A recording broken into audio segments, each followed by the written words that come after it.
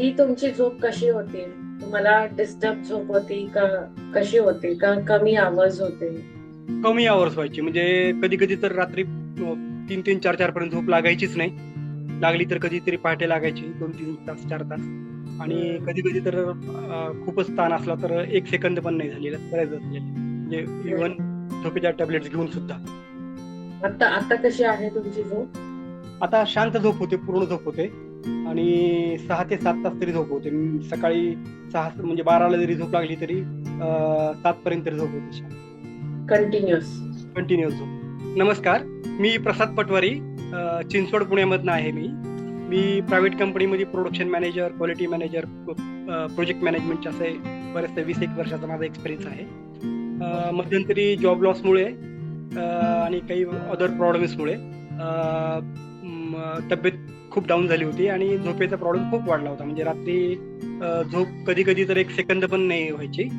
आणि झोपेच्या गोळ्या घेऊन सुद्धा 2 तास 3 तास पहाटे 2-4ला कधीतरी झोप लागायची. तर मी असंच आणि माझी कोरोनानंतर अँजिओप्लास्टी पण झालेली आहे. माझा I am a patient of BP, heart and sugar. तर त्यामुळे एकंदरीत खूप झोप न झाल्यामुळे तब्येत दुसऱ्या दिवशी खूप अस्वस्थ व्हायचं, खूप डाऊन व्हायची तब्येत माझी. आणि ह्या सगळ्या स्ट्रेसमुळे आणखी झोप आणि तब्येत दोन्ही खालावली होती माझी.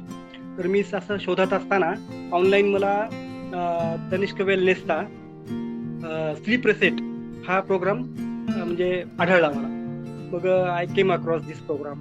I immediately decided to join this programme. मग मी 2 दिवसाचा तो कोर्स म्हणजे प्रोग्राम त्यांचा जॉईन केला. आणि मला ते जॉईन केल्यानंतर खूप छान वाटलं मला. आणि मी इमिडिएट तो कोर्स जॉईन केला. मग तो कोर्स जॉईन केल्यानंतर मग मॅडमचे छोटे छोटे इन्स्ट्रक्शन्स, मॉर्निंग आणि इव्हनिंग क्लास, योगा, मेडिटेशन आणि त्यांच्या मॅमच्या काही डीप स्लीपच्या स्पेशल टेक्निक्स आणि ब्रिदिंगच्या स्पेशल टेक्निक्स खूप कमी आहेत. त्या टेक्निक्समुळे झोप शांत लागू लागली. आणि अगदी कधी कधी 1 सेकंद पण न झोपणारा मी पण आता एक 8 ते 10 दिवसातच रिझल्ट मला जाणवू लागला. आणि आता 6 ते 7 तास झोपेवर मी आलेलो आहे. आणि हा प्रोग्राम खरंच कम्युनिटी खूप खूप छान आहे. आणि हा कम्युनिटी जॉईन केल्यानंतर मला खूप फरक जाणवला. म्हणजे झोप शांत होऊ लागली. आणि एकंदरीतच पुन्हा तब्येतीमध्ये ताणतणावामध्ये म्हणजे ताणतणाव कमी झाल्यामुळे तब्येत पण नॉर्मल झाली.